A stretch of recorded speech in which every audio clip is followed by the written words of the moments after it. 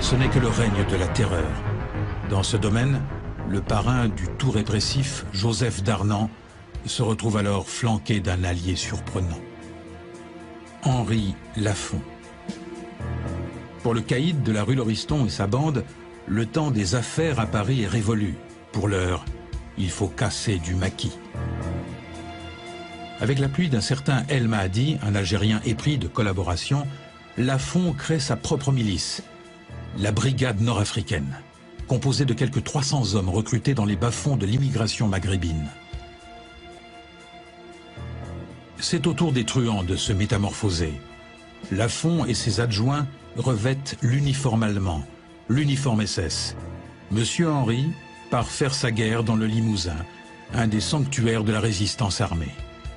En février 1944, le capitaine, ou plutôt l'Hauptsturmführer SS Lafont, à la tête de sa brigade, pénètre dans la ville de Tulle.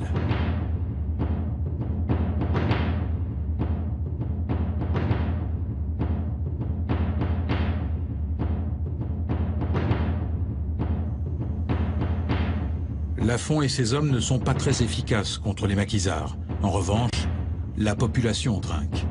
Pillages, viols, tortures, assassinats se multiplient. Pour les ultras de la collaboration, il ne reste plus que la fuite en avant, dont voici quelques tableaux. Le 11 juin, la brigade nord-africaine de Lafont et des troupes allemandes déboule pour une opération de représailles dans la petite ville de Mussidan, en Dordogne. De sa fenêtre, une femme, avec beaucoup de courage, réussit à prendre l'unique photo qui témoigne de ce drame. Des hommes sont rassemblés devant la mairie. Ils ont été pris en otage. De ce côté de la grille, quelques femmes tentent de s'approcher. L'une d'entre elles porte une valise qu'elle espère remettre à un des otages. Les habitants croient qu'ils vont être déportés. En réalité, ce groupe d'hommes à gauche va être épargné. À droite, ceux qui doivent mettre les mains sur la tête vont mourir. Ils vont être fusillés.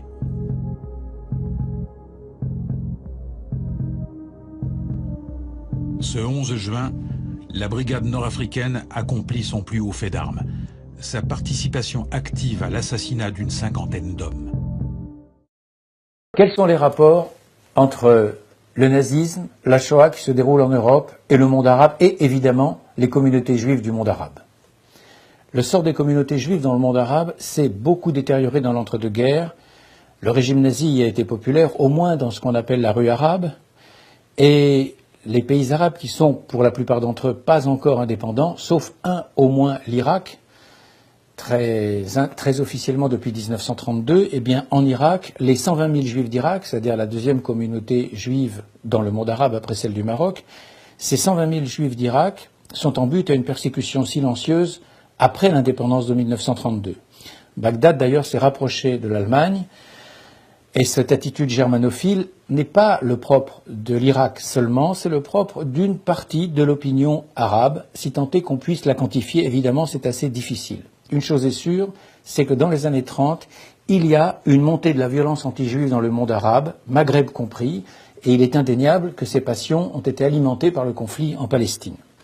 Ce qui se passe avec l'ouverture de la Seconde Guerre mondiale en 1939, c'est que la défaite française de juin 1940 a été l'occasion au Maghreb, du Maroc jusqu'à la Tunisie, d'une violente poussée de judéophobie d'origine à la fois française, ce qu'on appelle en Algérie les pieds noirs par exemple, ou les colons français de Tunisie ou du Maroc, mais aussi une violente judéophobie d'origine musulmane.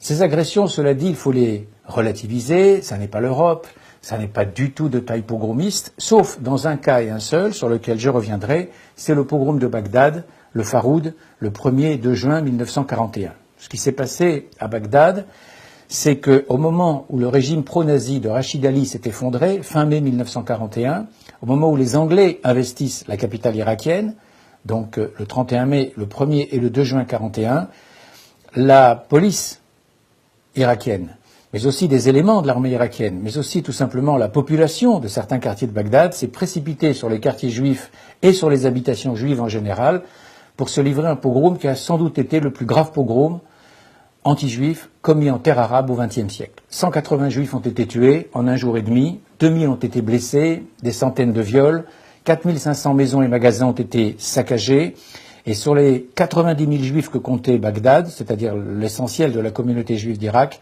50 000 ont été dévalisés, volés, violentés, en tous les cas ont subi des préjudices de quelque nature que ce soit. Donc, à l'opposé, je crois, d'une légende, celle d'une cohabitation uniformément heureuse, on peut dire qu'hélas, durant les années de guerre, il y a eu une exacerbation de la violence anti-juive dans une partie du monde arabe.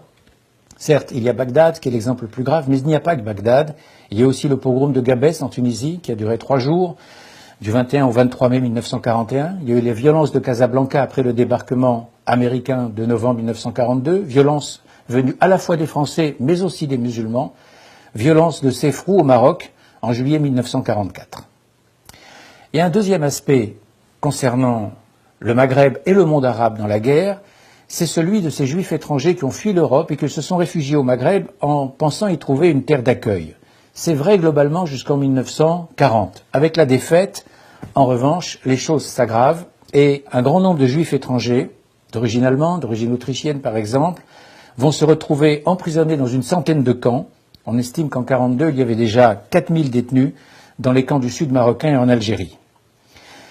Ça s'explique non seulement par l'antisémitisme des autorités coloniales, autant du Maroc qu'en Algérie, beaucoup moins en Tunisie parce que l'amiral Esteva, résident général en Tunisie, a été un homme de conscience, un homme de cœur qui a freiné autant qu'il l'a pu les mesures antisémites de Vichy, mais ça s'explique aussi par la sympathie, je l'ai dit, de la rue arabe pour l'Allemagne, une sympathie patente par le fait qu'un certain nombre de chansons populaires avaient des titres explicites, j'en cite une ou deux, une chanson dont le titre était Hitler le magnanime, Hitler le rédempteur, sans oublier que pour l'élite lettrée du monde arabe, peu nombreuse évidemment, Mein Kampf était déjà traduit en arabe en 1934, les protocoles des sages de Sion depuis les années 20, et c'était des succès de librairie.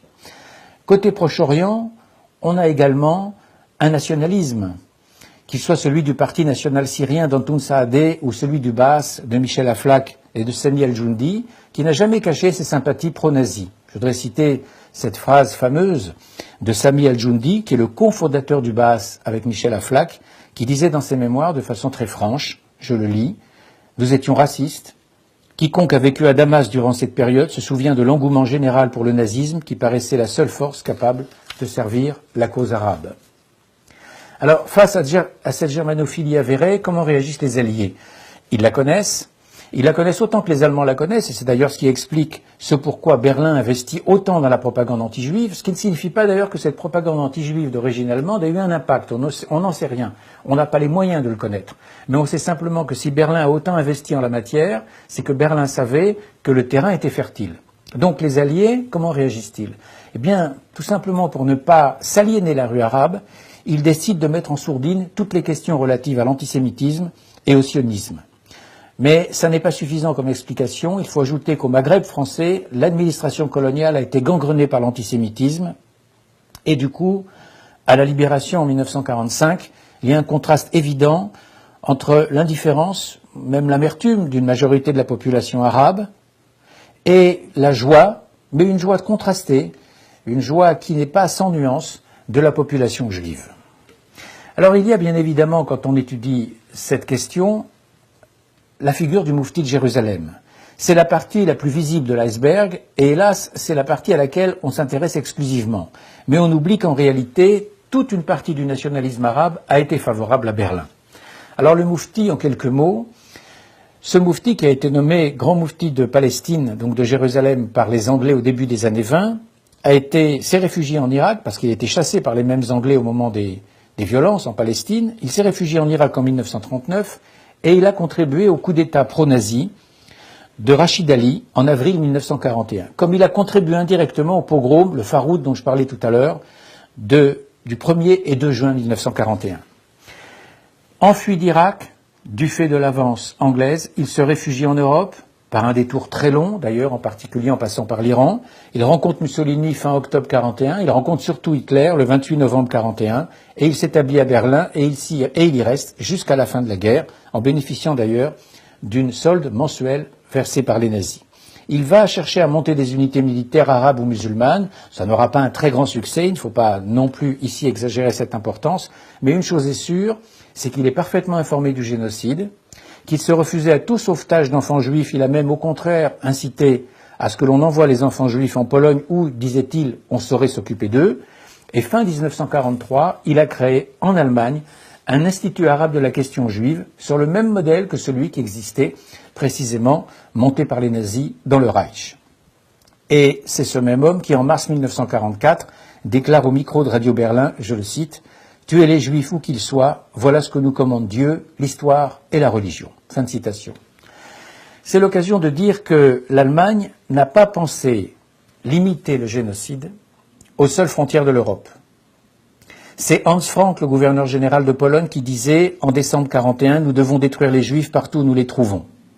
C'est lors du protocole de la conférence de Wannsee, 20 janvier 1942, qu'en face du nom de la France, on trouve ce chiffre étonnant, 700 000 Juifs, alors que la France métropolitaine n'en comptait que 330 000.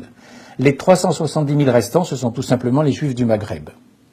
La victoire de Rommel en Afrique du Nord en juin 1942 à El Alamein met directement en danger le foyer national juif palestinien et la communauté juive d'Égypte. De fait, aujourd'hui on le sait grâce à l'historiographie allemande, les Allemands avaient préparé un commando dirigé par Walter Rauff, l'homme qui avait inventé les camions à gaz, prépositionné à Athènes et qui attendait le feu vert pour débarquer en Égypte, pour liquider avec ses hommes et avec évidemment, on l'imagine, des alliés locaux, la communauté juive d'Égypte, 80 000 personnes, et la communauté juive de Palestine, d'Eretz Israël, entre 450 000 et 550 000 personnes environ. C'est dire qu'on ne doit pas minimiser l'antisionisme des nazis qui est une véritable passion. L'antisémitisme des nazis a souvent fait oublier cette version-là de leur haine pathologique. Je cite Mein Kampf, 1924, Hitler écrit « Les Juifs n'ont pas du tout l'intention de bâtir un État juif en Palestine afin de s'y installer.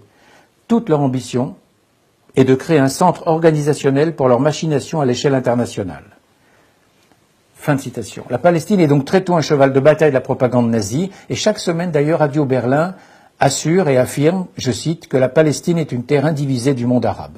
Fin de citation. Donc, rappelons les événements rapidement. En février 1941, les Allemands arrivent en Libye, une Libye contrôlée par les Italiens, avec l'Africa Korps de Rommel. Ils poursuivent leur offensive contre les Anglais. Ils sont victorieux jusqu'en juin 1942, je l'ai dit, à El Alamein, et la persécution s'abat sur les Juifs libyens dès 1941-1942.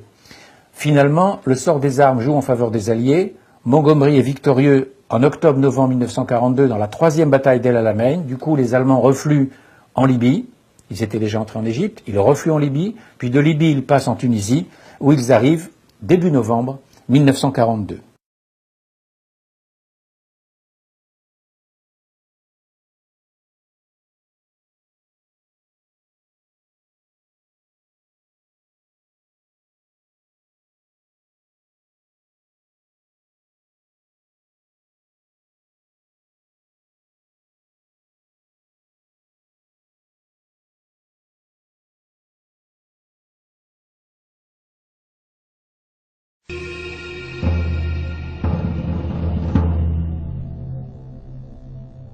The idea that the radical Muslims have and that Nazis had is they demonize the Jews.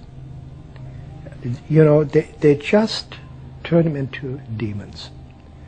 And I mean, this is exactly what happened in Germany. Now, can you imagine? We were enlightened people and we fell for this.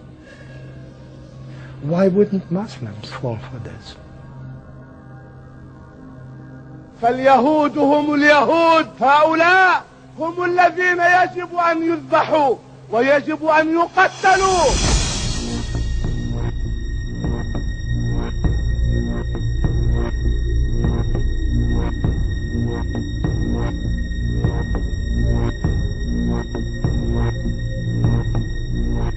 They are killing the infidels just like the preacher in the mosque told them to do. It's their duty to kill them. تا اسرائیل از صحنه روزگار حذف نشود، این فریادها به قوت خود باقی.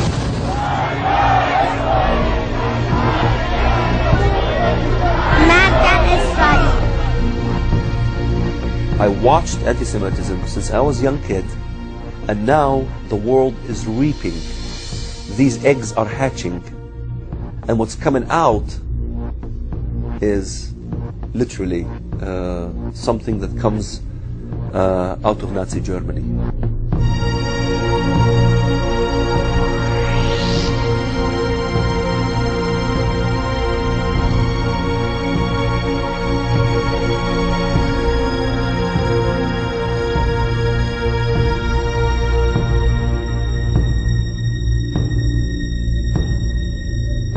Same as in Nazi Germany, the Boy Scouts in Nazi Germany, we had the youth.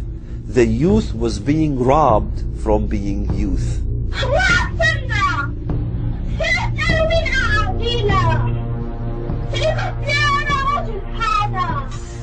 I think the worst form of child abuse is teaching a child to hate. What we have on Palestinian TV and on Saudi TV over and over again are little kids being taught songs, I want to be a suicide bomber. إذا احتجت على باب القدس أصبت بدائيا بزي مقاتلي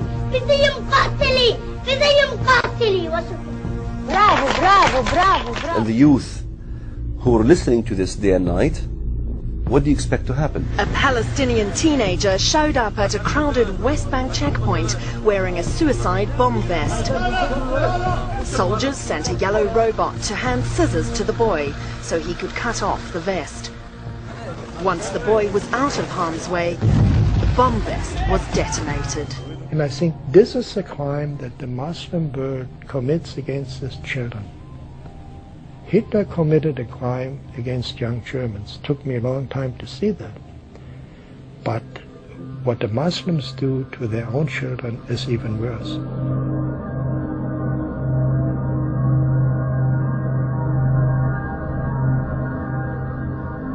They tell Arab children that Jews bake cookies with their blood. منيح. أصلاً إحنا في عنا مهمة للقيادة ولازم ننفذها بسرعة. إيه؟ شو هي؟ This is a scene from the television series Al-Shatat. It was broadcast on satellite TV stations that reach hundreds of millions of viewers. اسمع، بدنا دم طفل مسيحي قبل الفصح مشان الفطير.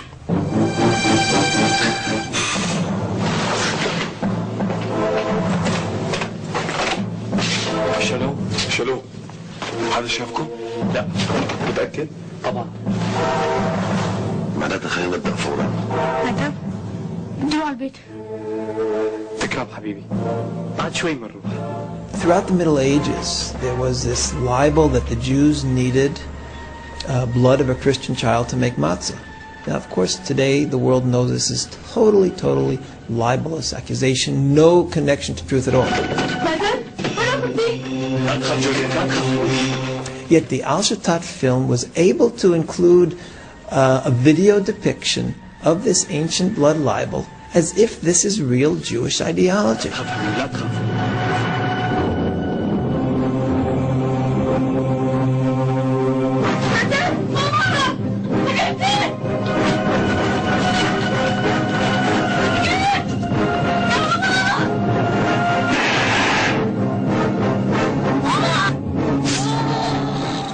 There is no shame in Arab media.